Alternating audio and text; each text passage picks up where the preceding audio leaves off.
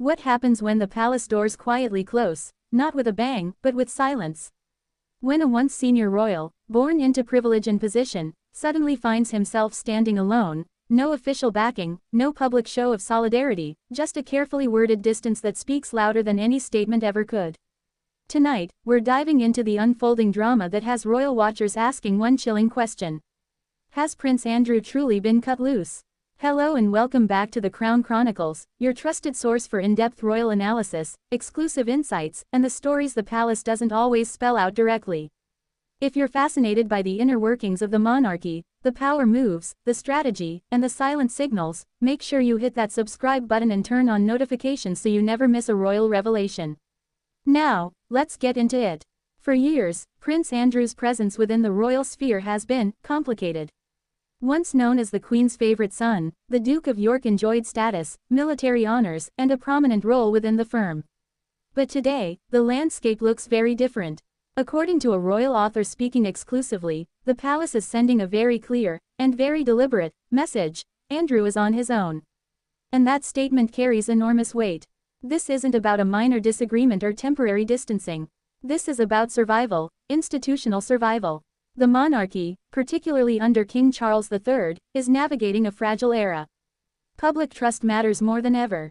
Scrutiny is relentless. And in a time when every headline can ripple across the Commonwealth, perception is everything. So when police scrutiny resurfaces around Andrew's past associations, the palace response has not been fiery defense. It has not been public outrage.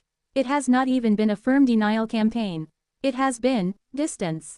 Measured, calculated, strategic distance. And that silence might be the loudest statement of all. Let's rewind for context. Prince Andrew stepped back from public duties in 2019 following the now infamous interview that was meant to clear his name but instead ignited global criticism. In 2022, he was stripped of his military titles and royal patronages. He no longer uses HRH in any official capacity. Each step marked a gradual unraveling of royal insulation. But here's what's different now. Previously, even amid controversy, there were subtle signs of private support, family appearances, proximity during significant events, and the understanding that while sidelined publicly, Andrew was still part of the inner circle privately. Now, that perception appears to be shifting. The message coming from royal insiders is stark: the institution will not intervene.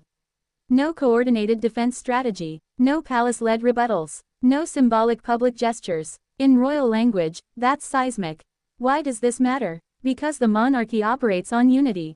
Public unity. Institutional unity. Even when tensions simmer behind closed doors, the outward image is one of cohesion. When that unity fractures, or appears to, it signals prioritization. And right now, the priority seems clear: protect the crown. King Charles has long expressed his vision of a slimmed-down monarchy. Fewer working royals, clearer lines of accountability, a focus on public service and modern relevance. In that streamlined vision, controversy becomes a liability too heavy to carry. A royal author recently suggested that Andrew's situation is no longer a family matter, it is a legal and personal one. And by extension, it is not the crown's responsibility. That distinction is critical. By stepping back institutionally, the palace shields itself from potential fallout. It avoids appearing complicit or defensive. It sends a message to the public: this is not a matter of royal duty, it is an individual issue. Andrew, in effect, becomes a private citizen with a royal surname. But what does this mean for him personally? Reports suggest increasing isolation, limited public appearances, a shrinking circle of visible support. Even residence arrangements have become a topic of speculation. Royal properties, long associated with Andrew, are now discussed in terms of security reviews, cost evaluations, and reassessments. Nothing dramatic, nothing abrupt, just gradual repositioning. And in royal strategy, gradual change is often the most powerful kind. There is also the broader question of legacy. King Charles understands that the monarchy's strength lies not in individual personalities but in continuity. Stability, trust. He ascended the throne at a moment when public opinion toward institutions worldwide is fragile. Transparency is demanded. Accountability is expected. In such an environment, any perceived protection of controversial figures could undermine decades of careful reputation building. So the palace's current stance, restrained, detached, almost clinical, may be less about Andrew personally and more about safeguarding the monarchy's future. It's not emotional, it's structural. Of course, this doesn't mean Andrew disappears entirely. He remains the king's brother. He remains part of the royal family in a personal capacity. But institutionally, the door appears closed, and that's the difference that changes everything. There's also an unspoken message being delivered to the public: the monarchy will not shield individuals from legal scrutiny. In an era of heightened awareness and accountability, that signal matters deeply. For supporters of the crown, it reinforces a sense of responsibility. For critics, it may not erase past controversy, but it demonstrates a shift in tone. And tone, in royal affairs, is everything. So where does this leave the Duke of York? In a position few could have imagined decades ago. From global trade envoy to sidelined royal. From balcony appearances to quiet withdrawal. From institutional backing to standing alone. And perhaps that is the most profound transformation of all. But here's the lingering question, the one royal watchers can't stop asking. Is this the final chapter, or just another turn in an ongoing saga? Because history has shown us that royal narratives are rarely straightforward.